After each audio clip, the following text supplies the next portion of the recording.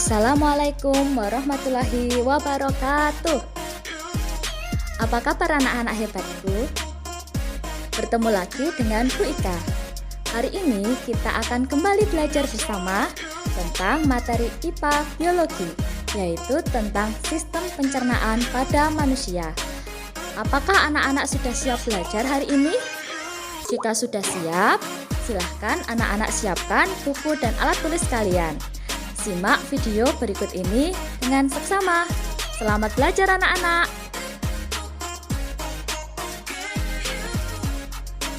Sebelum masuk ke materi tentang sistem pencernaan, tentu kita perlu tahu apa itu sistem pencernaan. Siapa yang di sini sudah tahu apa itu sistem pencernaan? Sistem pencernaan merupakan serangkaian jaringan organ yang memiliki fungsi untuk mencerna makanan secara mekanik maupun secara kimia. Untuk lebih jelasnya tentang sistem pencernaan dan bagaimana sistem pencernaan yang ada di tubuh manusia, kita akan bahas satu persatu dalam video berikut.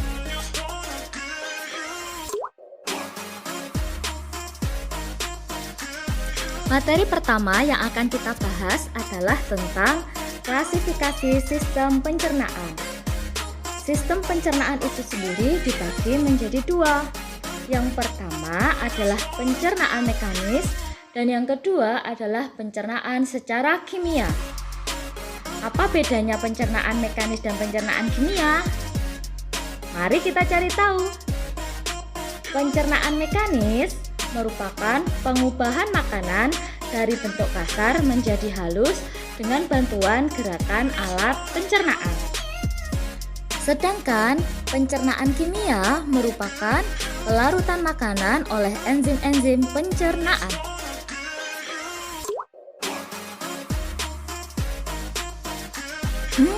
Kira-kira bagaimana ya proses pencernaan pada manusia?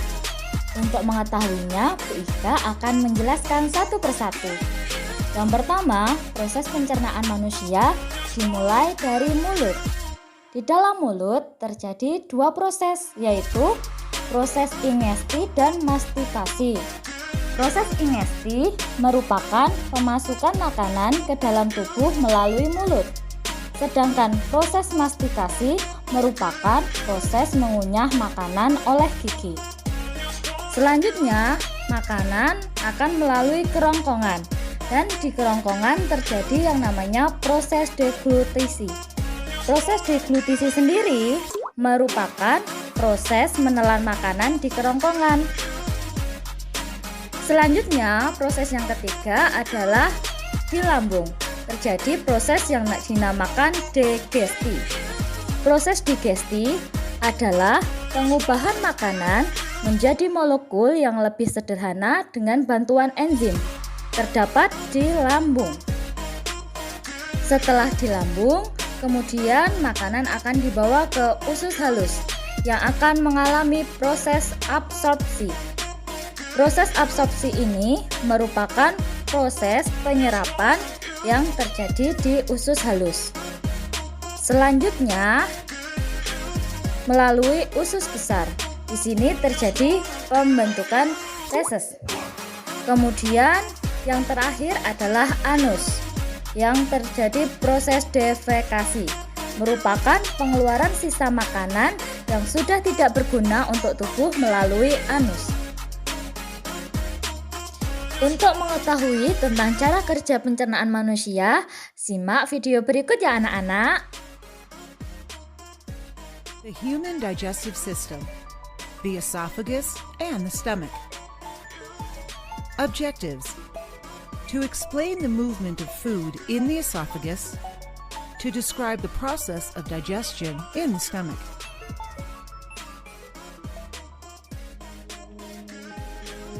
The process of digestion begins inside the mouth.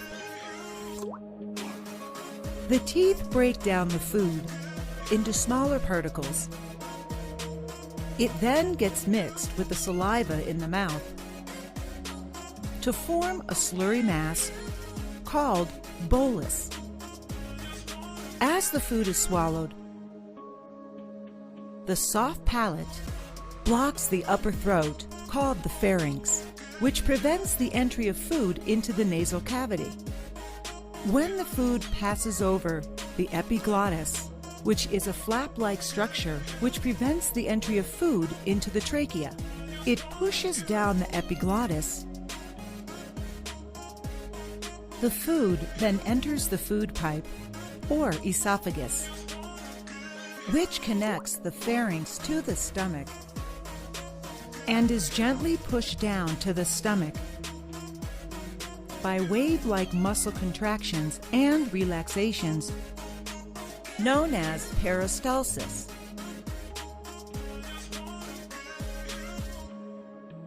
When the food enters the stomach, a J-shaped bag-like structure, mucus, hydrochloric acid, and digestive juices that are present in the stomach act on the food to help digest it through chemical action. The mucous membrane protects the inner wall of the stomach from the effects of the acid.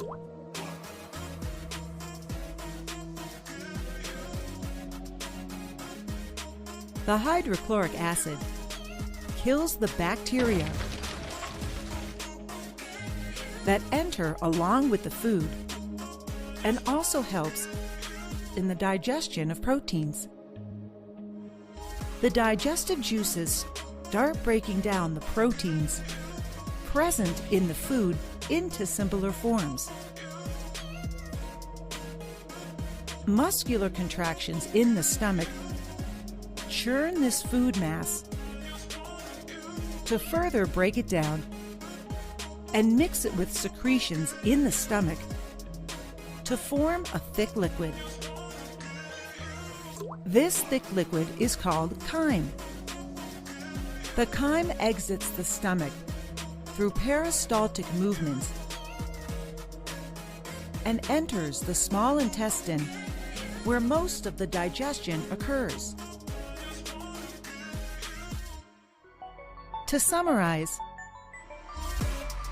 the muscles of the esophagus gently push the food down to the stomach by wave-like muscle contractions known as peristalsis. The stomach cells secrete mucus, hydrochloric acid, and digestive juices that help digest food through chemical action. Digestive juices break down proteins into simpler forms.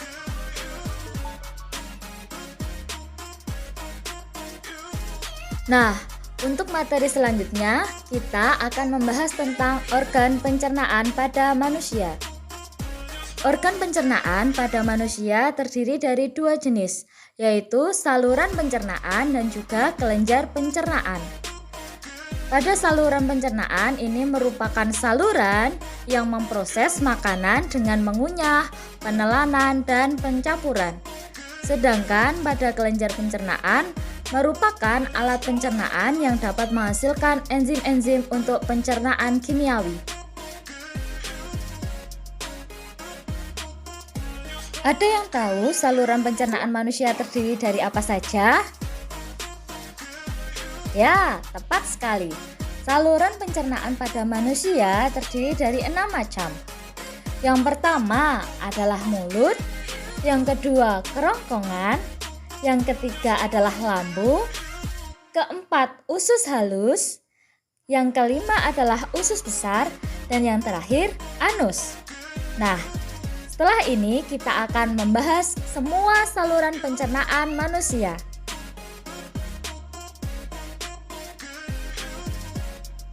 Saluran pencernaan yang pertama adalah rongga mulut. Nah, di sini BK akan menjelaskan tentang struktur mulut yang terdiri dari 3 hal. Yang pertama adalah gigi, merupakan struktur utama mulut untuk merobek makanan. Yang kedua adalah lidah, membantu mengecap dan menelan makanan. Dan yang ketiga adalah kelenjar ludah, sebagai pelumas mulut agar tidak kering, membantu proses penelan, melindungi gigi dari bakteri, dan membantu pencernaan makanan. Saluran pencernaan yang kedua adalah kerongkongan. Di dalam kerongkongan, otot-otot pada kerongkongan akan memindahkan makanan dengan gerakan peristaltik, sehingga makanan terdorong masuk menuju lambung.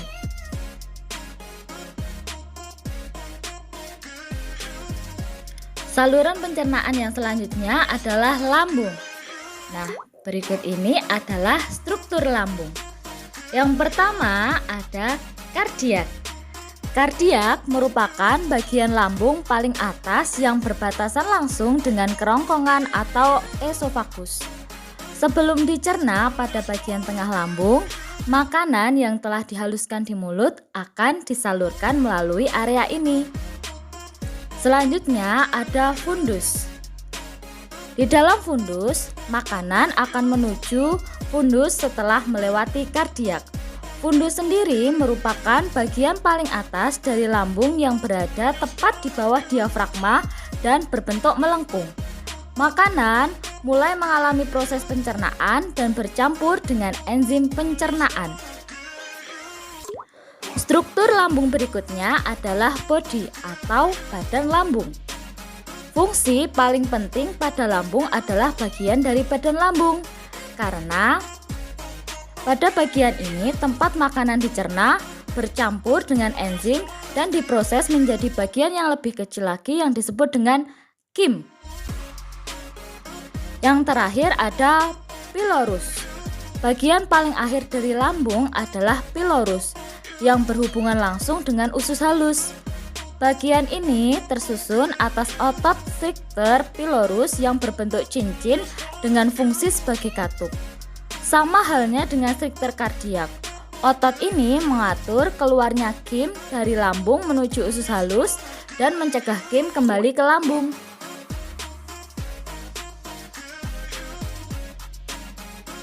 Organ pencernaan yang nomor 4 adalah usus halus. Nah, sekarang mari kita bahas bersama tentang struktur usus halus. Struktur usus halus terdiri dari 3 bagian.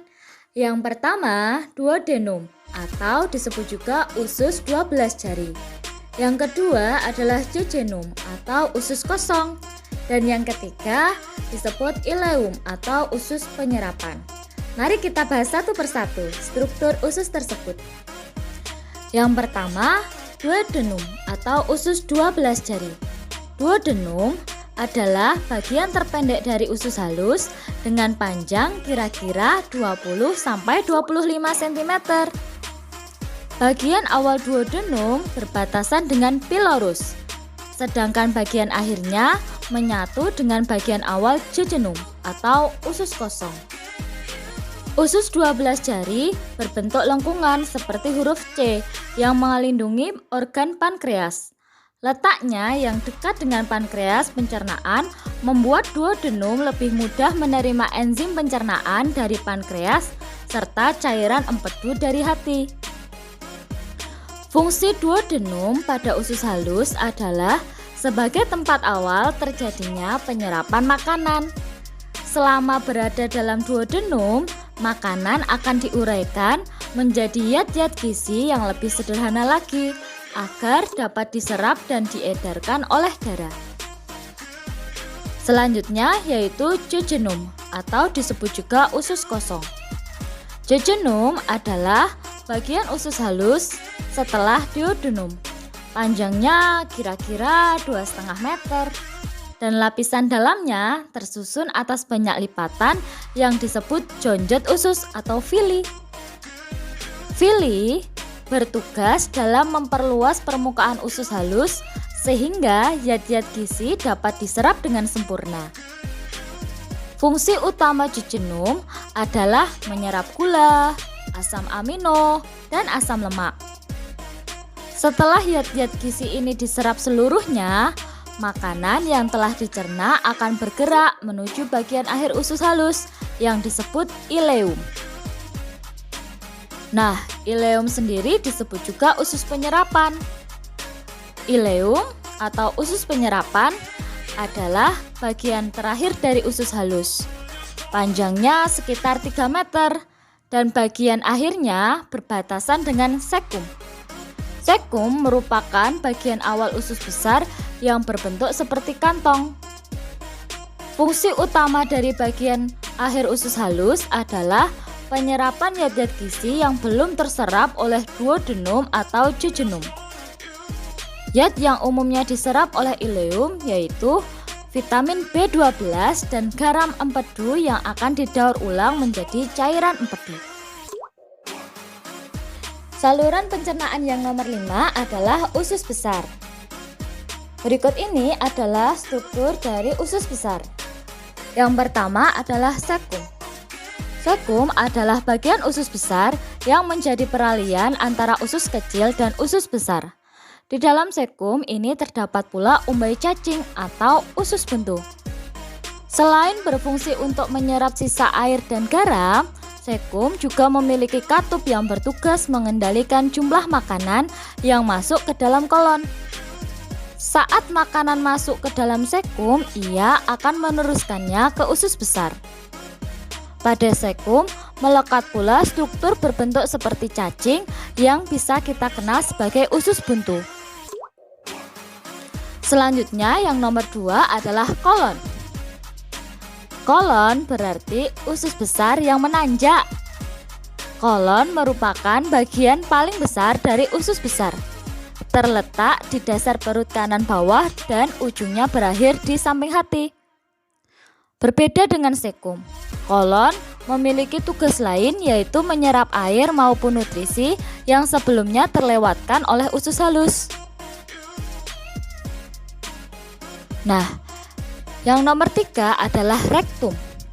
Rektum merupakan bagian akhir usus besar sebelum feses dikeluarkan lewat anus. Selain dilapisi mukosa dan pembuluh darah, rektum juga memiliki saraf yang berhubungan dengan otak, sehingga seseorang bisa mengendalikan kontraksi saat buang air besar. Selanjutnya, makanan yang sudah berada di usus besar akan dibawa ke anus.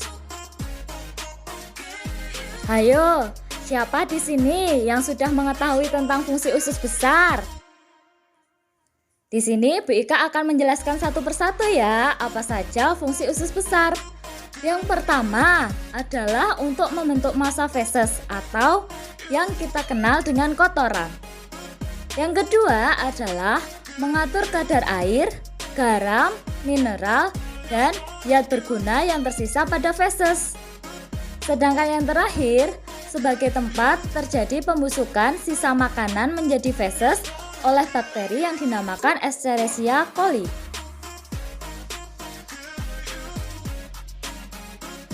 Saluran pencernaan yang terakhir adalah anus.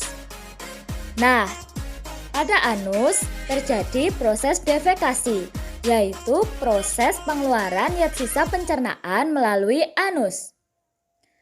Kontraksi pada rektum dapat menyebabkan otot pencernaan akan berkontraksi sehingga feses terdorong keluar. Sekarang mari kita bahas tentang kelenjar pencernaan pada manusia. Kelenjar pencernaan pada manusia terdapat dua bagian. Yang pertama adalah hati dan yang kedua adalah pankreas. Nah, sesaat lagi kita akan bahas satu persatu. Kelenjar pencernaan yang pertama adalah hati. Nah, hati ini memiliki beberapa fungsi. Yang pertama adalah dapat menghasilkan cairan empedu berupa air, garam, dan bilirubin. Yang kedua adalah dapat merombak sel darah merah. Sedangkan fungsi hati yang ketiga adalah mengolah zat kimia yang dikonsumsi. Dan yang terakhir adalah menyimpan cadangan energi. Kelenjar pencernaan yang selanjutnya adalah kelenjar pankreas. Di dalam pankreas ini sendiri masih terdiri dari dua kelenjar lagi, yaitu kelenjar eksokrin dan kelenjar endokrin. Sebagai kelenjar eksokrin, pankreas berfungsi menghasilkan enzim pencernaan, yaitu enzim lipase, enzim protease, termasuk kemotripsin dan tripsin. Kemudian ada pula enzim amilase. Pada kelenjar endokrin, fungsinya adalah untuk menghasilkan hormon insulin dan glukagon. Nah, sekarang mari kita bahas bersama tentang enzim-enzim pada sistem pencernaan. Yang pertama, pada organ mulut terdapat enzim petialin yang berfungsi untuk menguraikan amilum. Kemudian, pada lambung terdapat enzim yang dinamakan enzim renin yang berfungsi untuk mengumpalkan kasein menjadi susu. Kemudian pada usus halus terdapat enzim trypsinogen yang berfungsi untuk menguraikan protein menjadi pepton.